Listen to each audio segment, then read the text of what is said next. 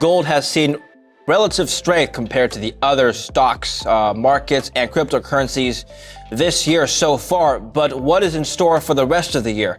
Will Rhind, CEO of GraniteShares, is here to discuss metals and commodities and his outlook for 2022. Welcome back to the show, Will. Thank you, David. Great to be back. So like I said in the beginning, gold has shown relative strength, and I stress relative because stocks, cryptocurrencies, they've all gotten hammered. Now, gold has done quite well over the last 4 weeks, except the last couple of days. What happened the last couple of days, Will? Well, what happened was the Fed meeting that we had on Wednesday. And obviously the meeting notes, or the notes coming out of that meeting, suggesting a more hawkish tone in terms of raising interest rates and ending QE. That obviously sent the stock market into a bit of a minor panic. But also gold along with it. And we sold off pretty dramatically over the last couple of days on the back of it. So right now, what's happening with gold, what's happening with the market, I think it's all about the Fed at the moment. Okay. Now, gold has shown, again, quite a strong performance relative to the other assets. Why do you think stocks and cryptocurrencies fell at the beginning of the year while gold remained relatively strong? Yeah, I think again, inflation and expectations for Fed policy were probably the main reasons. I mean, I guess you could throw in the fact that stocks had performed incredibly well, went to an all-time high at the end of last year, so perhaps people were looking to take some profits. But I think leaving that aside, it was really more about these inflation numbers, highest numbers that we've had since this is the 70s, and people starting to worry about at what stage does that feed through to corporate earnings and therefore profits. I think that was really the driving force. In a high inflationary or an elevated inflationary environment, people expect some kind of policy response from the Fed, i.e. interest rates rises and tightening more broadly. And so I think the kind of combination of those two things is really what's happened. That's the story so far in terms of the stock market this year.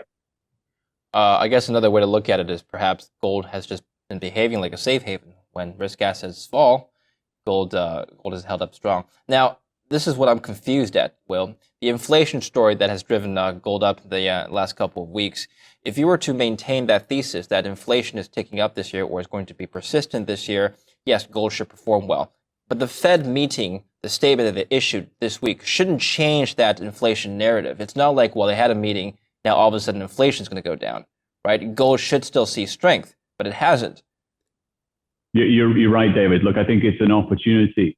And we've seen this. I mean, my personal view is you're seeing this all over the place. And that's typically what happens in these kind of dislocation events. Microsoft come out with what I think most people would say would be fantastic results. Maybe a small check mark against the future cloud growth, stock sells off. I mean, what is going on there? Same with Tesla, came out with great results, stock sold off. And so I think with gold, the reaction has been way too negative because, as you said, in an inflationary environment, the bet that you have to make if you're a seller of gold is that inflation stays in check and the Fed can manage their way through this environment without tanking the stock market. And so I think that most people prior to the Wednesday meeting were actually loading up on gold as a hedge, in anticipation of the fact that, well, maybe actually this might not work out in the way it's planned. And what if we do get a broader turn down? What if the tightening actually ends up happening too fast or too quick and we end up in a recessionary environment? So I think when I look at the gold sell-off last couple of days, I think it's an opportunity like I'm seeing in other areas of the market. Okay, you brought up the R word. We will touch on that at some point later. But for now, I want to talk about some of the key drivers of gold and where you see these variables headed. So first, let's talk about inflation, narrow it down a bit more. Inflation, obviously, as you know, 7%, the highest level since the early 80s, Will. Is this going to be persistent, or can we see a retrace back down this year? I think it's going to be persistent, David. And we're saying that, since the beginning. And that's not to say that inflation can't be managed. It's just to say that, this notion that inflation was transitory and was just a function of the kind of COVID or the pandemic economy reopening, I thought was a bit fanciful. And so now we're in a situation where it looks like it's more permanent, or in other words, it will stay higher or elevated for longer. And I think there are just some fundamental things like when you start raising wages, it's very difficult to take a salary increase back. And so there are things that just feel a lot more permanent, a lot more structural than just sort of short-term supply-driven increases. So yes, I do think that we could see some easing of the supply chain. We've seen some of that in the earnings where, whether it be Tesla or Apple, talking about the still supply chain challenges. However, they do seem to see those easing up somewhat. I think that will help, but we're still talking about ultimately an economy whereby we have too much money chasing too little goods and services. Now, okay, inflation is going to be on gold's side this year, as you said. So the dollar then is another variable that gold responds to. Where do you see the dollar headed?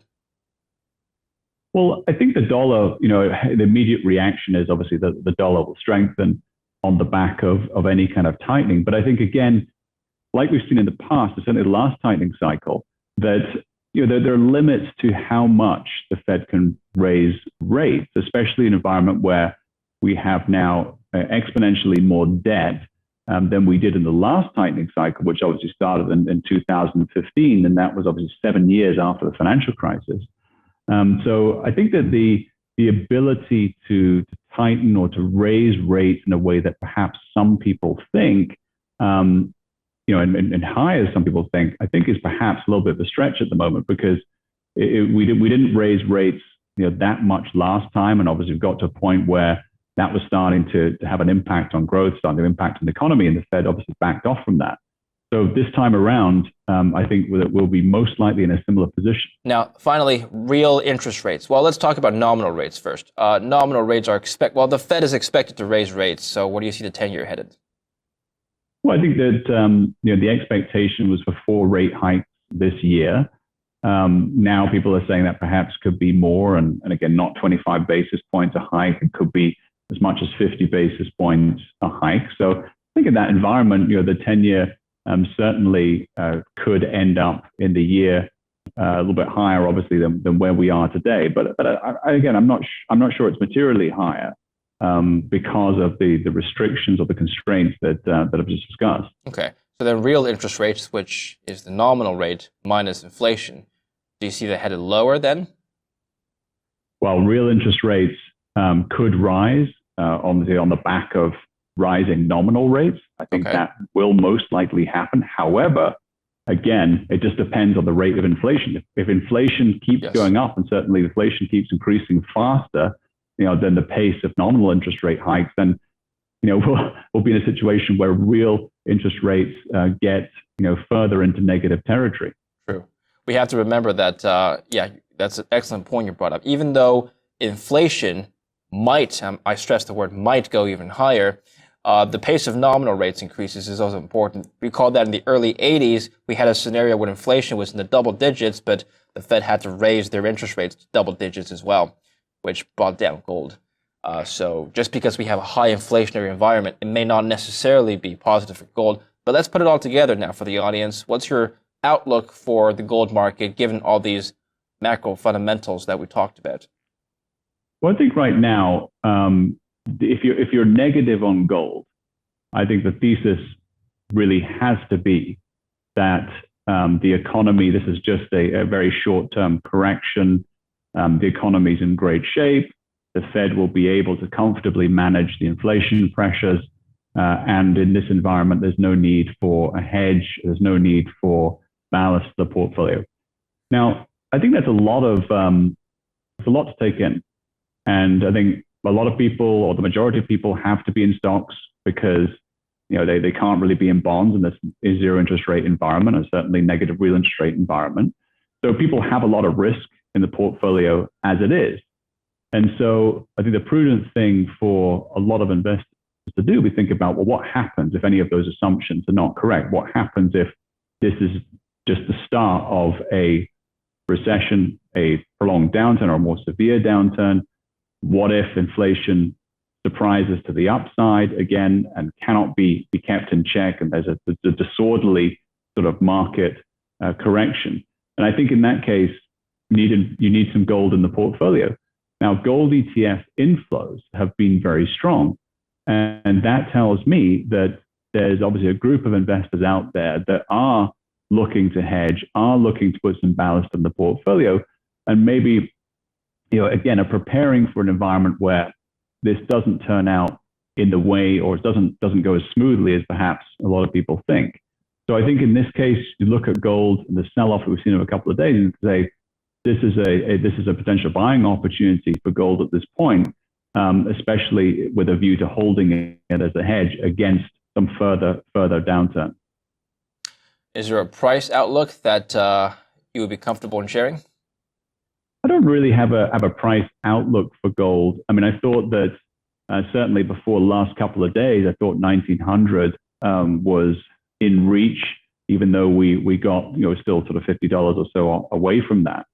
But again, I think if people start to get into gold and start to think that actually this is the start of something longer, again, there's not many hiding places. Where do you go if you're going out of equities, or if you're reducing risk more broadly? People say, well, you go into the bond market. Well, yeah, maybe the short end of the bond market, there's always going to take some allocation for the portfolio, but with inflation this high, I'm not sure that's the best place to go. So gold will definitely attract some of that capital, and I think from that perspective, gold could end up having a good year. Well, gold has certainly stolen the spotlight in the headlines, but one metal that has done very well, or series of metals, is the PGMs. Platinum and palladium have both had a tremendous run since the start of the year. Tell us about the fundamentals behind these metals. Why have we seen such a huge price rally, Will? Well, I think a couple of reasons, but probably the main one was concerns that the supply chain shortages or the supply chain problems would start to ease up. And the chip shortages that we've been seeing around the world have been impacting automakers and their ability to sell vehicles and get vehicles off the production line, that would ease up, and therefore it would increase demand for both of those metals. And I think that really, that hasn't changed. And despite the fact that, both metals have been caught up in this sell-off, especially post the Fed meeting, I don't think that part of the story has changed. Another interesting dynamic is that China has been importing, particularly supplies of platinum, in a way that's above expectations. And there's kind of two schools of thought on that. One is building stockpiles, obviously, for their domestic auto industry as emission standards tighten. And obviously, people will know that platinum, the main use is inside catalytic converters to clean the emissions on cars, but particularly for diesel vehicles, diesel-powered vehicles. Right. And so China's raising emission standards. That will mean a higher amount of platinum used in the catalytic converters, and therefore a higher amount of demand. But there's another interesting theory as well, that alongside that, there could be stockpiling it strategically for the production of hydrogen. And of course, as a new or alternative green energy power source, you need hydrogen for the production of, particularly for green hydrogen, but also in hydrogen fuel cells where platinum acts as a catalyst. So that's another thing that I think has been driving the interest from investors as we start to come out of the pandemic. Well, just on the auto catalytic converter story now, Will, one way to combat climate change and the emissions problems that you talked about is to go the EV route. So a lot of people are shifting production of cars into electric vehicles. Suppose we do have a fully electric economy, one that doesn't require any petrol vehicles. Well, doesn't that make catalytic converters unnecessary? And by extension, wouldn't that make PGMs obsolete? Because we wouldn't need the platinum group metals if we didn't have any catalytic converters, right? Yeah, absolutely. I mean, from a catalytic converter perspective, and look, that's a large reason why platinum especially has been so beaten up over the last few years, is that expectations of declining market share for not just for diesel vehicles, but for internal combustion engines more broadly. But the story for platinum is not about its use in EVs. It's about an alternative EVs, which is EVs that are powered by batteries, but EVs that are powered by hydrogen fuel cells. And that's something that we're starting to see, not just in the automotive market, but particularly in the heavier vehicle market. So trucks, also starting to see that technology, hydrogen fuel cell technology, deployed into shipping and even into aircraft or aviation as well. So that's really the use. It's not about battery power, because clearly, as you rightly point out, there's no use for platinum. There's no use for a vehicle that doesn't have a catalytic converter. Whereas used is obviously in the fuel cell, the hydrogen fuel cells, and if those are deployed in passenger vehicles on the automotive side, heavy trucks, ships, aviation, it could be a very bright future ahead. Okay. Finally, I want to talk about your outlook of the economy. You mentioned to me offline that you're bullish on oil. In fact, it's probably one of the commodities that you're most bullish on for this year. But you also mentioned that there's a possibility of a recession not too far from here. Now, you didn't say that there's going to be a recession. You just said there's possibly going to be a recession. How do you reconcile these two? Because once we have a recession, wouldn't that decrease demand for energy products? Yeah, absolutely, David. So, the oil price has been on a fantastic run. We just topped $90 a barrel.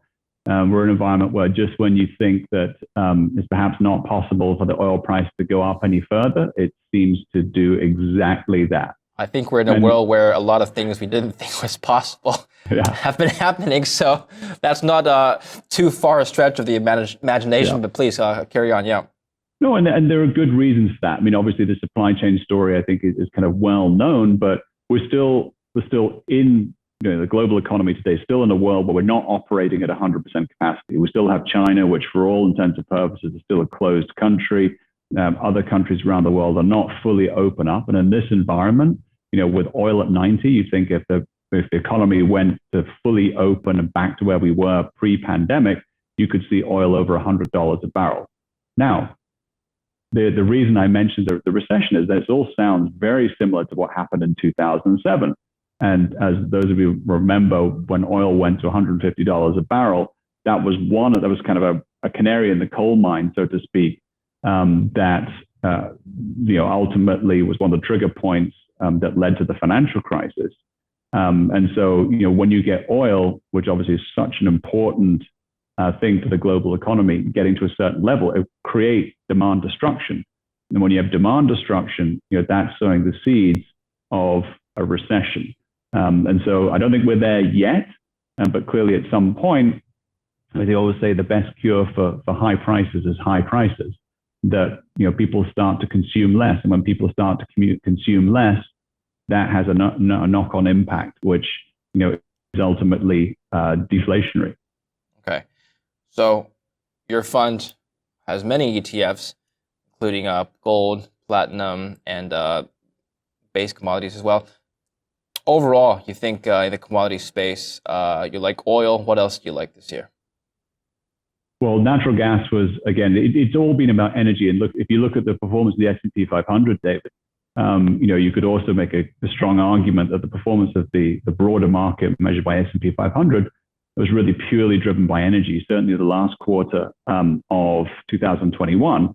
And so that obviously has manifested itself in the broader commodities market. So it's not just an oil story, but natural gas. Price of eased off, and natural gas prices soared massively just in the last few days. U.S. natural gas prices.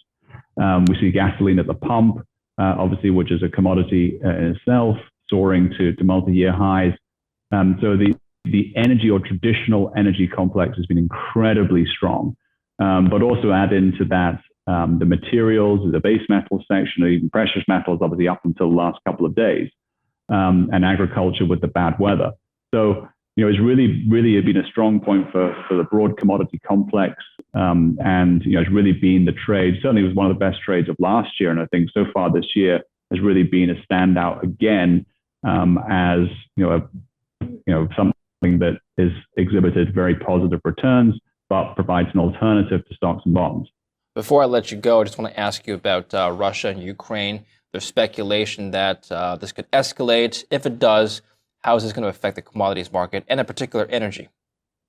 I think that if it escalates obviously into full-blown war, I think the price of oil and the price of gas go higher from here. One note of caution is that I think that part of the reason why you have oil prices at this level is that there is a bit of that war premium already baked in to the price of oil at these levels. So I think if we don't, or if it ends up not escalating much further, we could see some deflation coming out of that price at the moment. Right. But yeah, I think if it ends in a conflict, you could see oil prices much higher than where we are today. I guess the silver lining is that COVID is probably in its tail end. I mean, 2 years ago when COVID just started, no one was talking about fighting wars. They were staying at home, self-isolating. But I guess that's going to be over soon. Will, thank you so much for coming on the show. Appreciate your thoughts, and I'll have you back on soon to update us with the gold and silver markets. Thank you. David, thanks for having me on. Absolute pleasure as always. Thank you. Thank you for being here, and thank you for watching Kitco News. I'm David Lin. Stay tuned for more.